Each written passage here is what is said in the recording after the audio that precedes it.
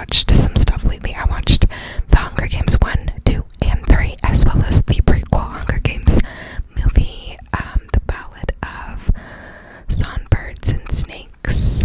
I also watched The Godfather 1, 2, and 3, which are my dad's favorite movies. I also watched this movie called The Other Zoe. I rented it.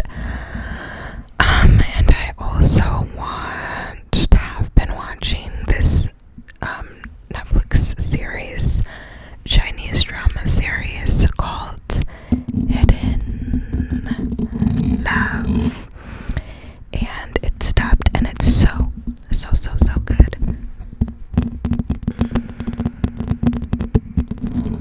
So I thought, why not do a classic whisper ramble?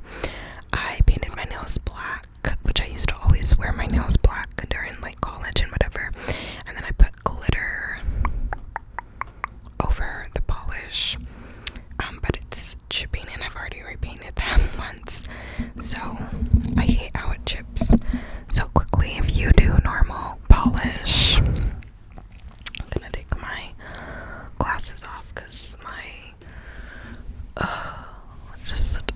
I just feel like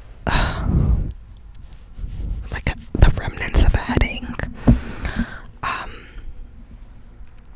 But yeah. So it's chipping in different places. But yeah. Oh my gosh. I have a cup of tea with me. This past week was recovering from being sick because I did end up getting a cold. I know I talked about how I was coming down with one in my haul, and yeah, I did end up getting a cold. So last week I was recovering.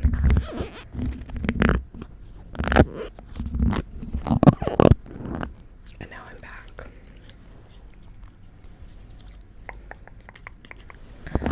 I don't know if I was sick from. I don't know if it was my coworker or someone at work or my brother's kids, because when I went to do my parents for Thanksgiving, they visited a couple times and they were like all snotty and everything like usual.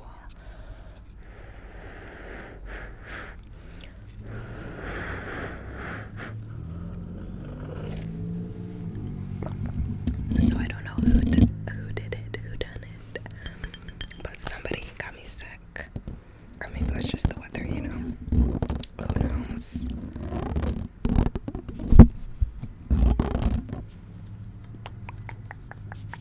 But yeah, that was not fun.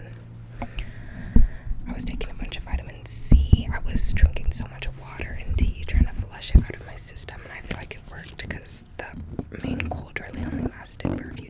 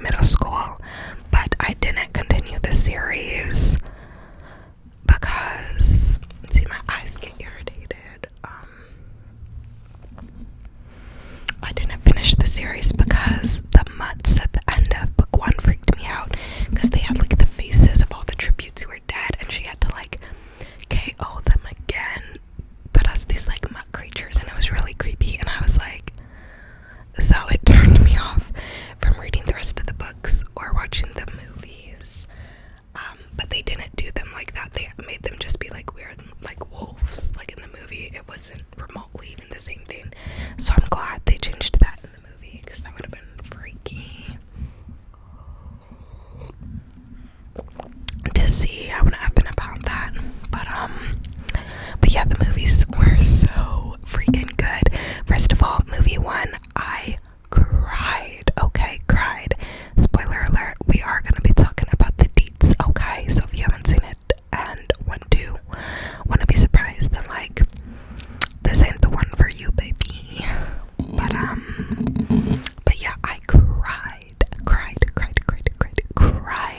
when Rue died. I was like, that made me so sad, and I really have a hard time crying because I have dry eyes, but I actually like cried a little bit for that scene. I was like, oh my gosh, I was shooketh to my core. I cried. I knew it was coming, and I still cried. Like, it was so sad. And all of movie 1, the movie 1 was so good. I see, what's his name, Josh Hutcherson has been getting all the love again, but he's a short king, and we love to see it because a lot of times guys are hyped up just for being tall, and he's literally a short dude that people just love just because he's just, you know, adorable and cute, and like people make thirst traps for him, and like all societal norms are just like thrown out the window. So yeah, I love that he's coming back into popularity again, and me and my friend have been sending each other all these memes about him because the whistle meme with him has been all over the place, and I don't care how many of them I see, I still laugh every time. But so Peeta, he was sweet, you know, his little bread boy self, he was cute, whatever. Cinna, oh my gosh, from the second he appeared on the screen in the first movie, I was in love. Why do people sleep on Cinna? Like, he was literally so cool. He was fine, and he was the most like genuine, real. He was like, I'm not gonna congratulate you because like it's like no one wants this. Like, let's be real, let's not glamorize this. Like, you didn't want this. This isn't something to celebrate. Like, I'm not gonna congratulate you, but you were really brave, and I'm like proud of you for how brave you were to volunteer for your sister, and like da da da da da. And immediately I was like, oh my gosh, yes, Cinna. I love Cinna. Why do people sleep on Cinna? The looks he was creating, the looks he was rocking, it was all giving. And I was so sad, so sad when they came and beat him up in the second one. I was like, no, not Cinna, not my man, not my Cinna. Like, I was so upset. But so yeah, I loved him. Peeta was cute, you know, whatever. Katniss was cool. It was funny how she really like wasn't into Peeta at all. She was just like, neither of us should have to go. Like, no, they're not gonna make us if we don't give them a choice. Like, you and me were both making it out, even though she didn't really like him like that, and she just appreciated that he gave her bread once and that was it. Like, she wasn't in love with him yet, but she was like, no, we're not gonna let them do us like that. And I really appreciated her doing that. I was really struck watching the movies by how Katniss really wasn't like a revolutionary. Like, she really didn't do that much. Like, she really was more focused on self-preservation and preservation for her and her loved ones. Like, everything she did, she was kind of thrust into, and kind of like didn't have a choice until people started dying, and then that gave her the anger to like make stuff happen because it was personal. But I did think that was interesting because a lot of times characters are like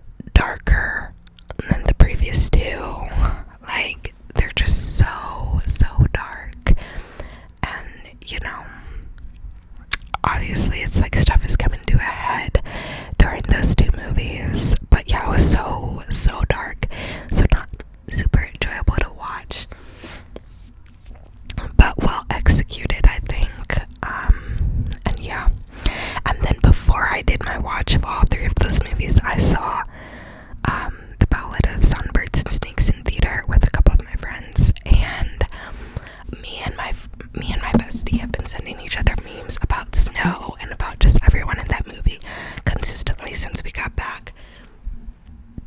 But yeah, there's so many funny like Hunger Games content on the internet now. But we were Team Lucy all the way. I think it's so bizarre that people excuse anything that Snow did, literally anything in that movie. Like, that boy was gone, okay?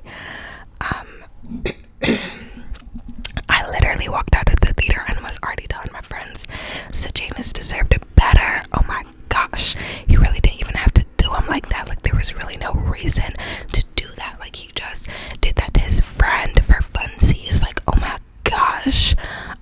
And so I was hot. I was piping hot about that, okay? And then at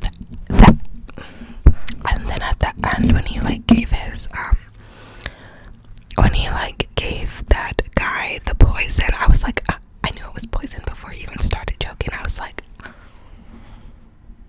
oh my gosh, oh my gosh, oh my gosh. I was freaking out. Lucy, honestly, slay. Let that be a reminder to all of us to dip at the first lie they tell. Okay, so she really slayed with that. And yeah, I don't know. And yeah, I don't know, I thought it was a good movie, but again, I did think it was pretty heavy material, and honestly, it kept making me think of something that, like,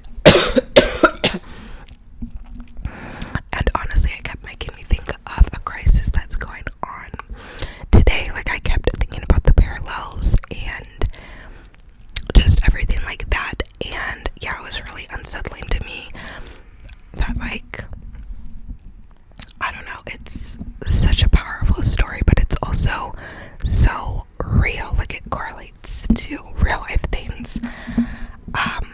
And yeah, it's kind of concerning to me, very concerning actually, that like people just watch it for giggles and like don't draw the connection, and like can say that something's bad when like watching it on a movie is great, but can't say that it's bad in real life, in the real world. Like, that's like mind-boggling to me. But yeah, so I did watch that. And then I watched The Godfather 1, 2, and 3 because these were my dad's favorite movies growing up. And I had never watched them, and I finally decided to. And they are very gory, like very graphic. For some reason, I thought since they were old movies that they probably wouldn't be that graphic, but they were actually very graphic. So some of the parts had me like, ugh. Like, I tried to like not see some of the parts. But yeah, it was very interesting, very sad. Like, the whole corruption arc of Michael was crazy to see. The way he was least likely to be involved with all that and then ended up being the one to carry that legacy on was crazy. It was definitely giving Anakin Skywalker at times. My heartstrings were definitely tugged at. And yeah, it was honestly just so sad to me. I like choked on my tea. I like was coughing because of my tea, and now I feel like I have a tickle in my throat, which is not fun. But yeah, and I don't know, there were some really good quotes in the three of those movies as well. It definitely, I don't know, those movies reminded me of the song Shots by Imagine Dragons. That's like, I'm sorry for everything, oh, everything I've done from the second that I was born. I think I had a loading, and through everything I love, through every single thing that I love. Honestly, like, Michael in those movies reminded me of that song, because it was like he became what he hated, and he became it in like a time of need for his family. Like, he was scared, he wanted to help his dad, and so he chose his father and his father's lifestyle over his sense of morality in the end, and it ended up dragging him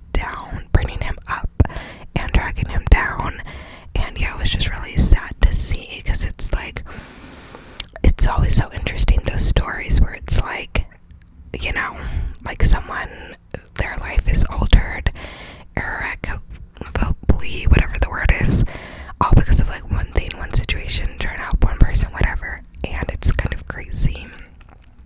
So yeah, those movies I thought were really moving, and I'll be able to tell my dad that I watched them when I go back for the holidays. And then I watched The Other Zoe, which was like a funny like rom-com-y movie, and it has the guy who played Mal in Shadow and Bone on Netflix as